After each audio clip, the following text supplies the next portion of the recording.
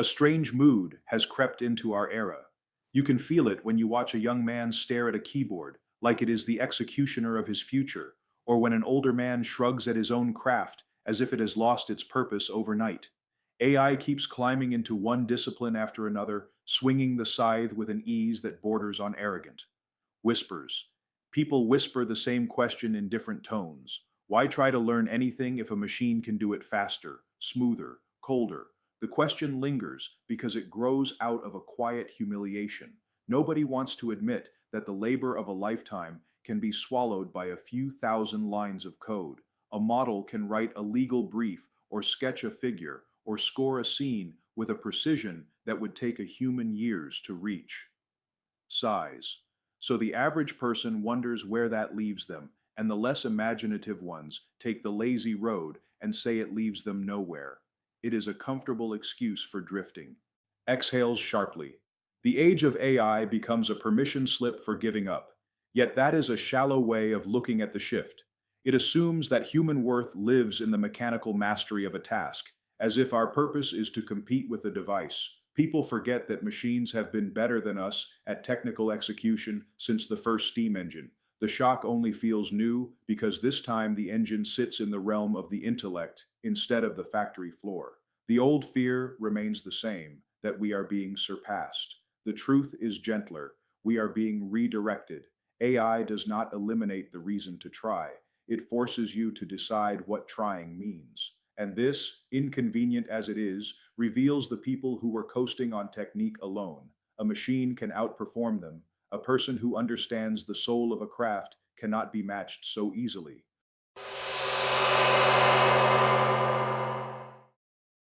AI has pushed creativity into a new shape.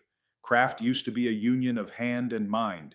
Now the hand is less valuable because the machine controls every brushstroke if you allow it.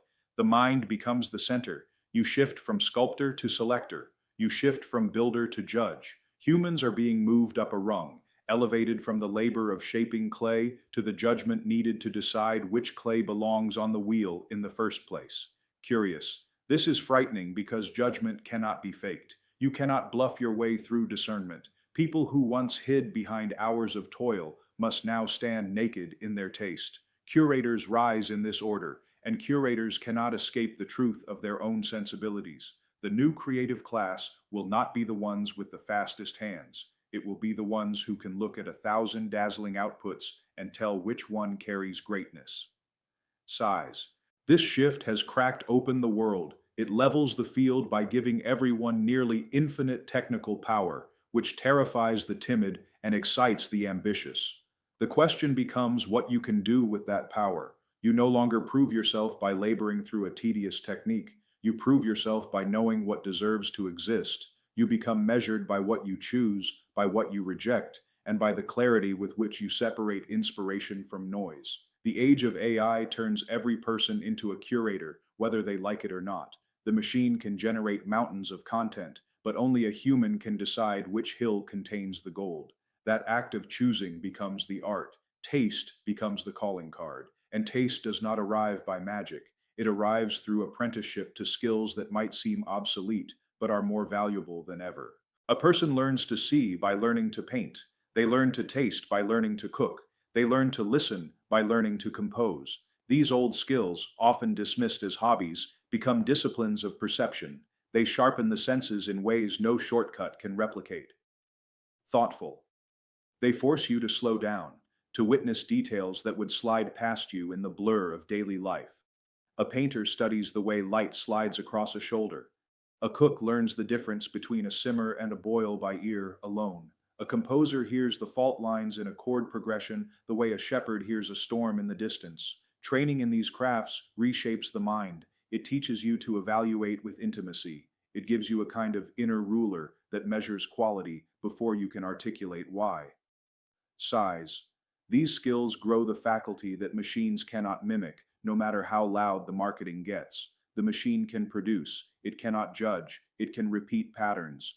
It cannot know which pattern deserves reverence. A human must carry that duty, and the only way to carry it is to cultivate the faculties that let you recognize greatness when it appears, even greatness in raw, unfinished form.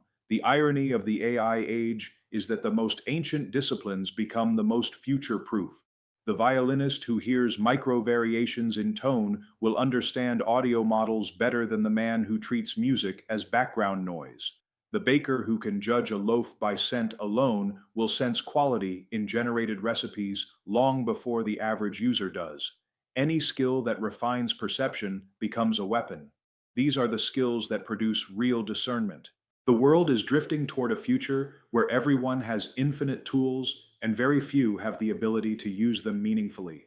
That is why obsolete skills matter. They plant anchors in the mind. They carve out a place where your judgment sharpens. Thoughtful.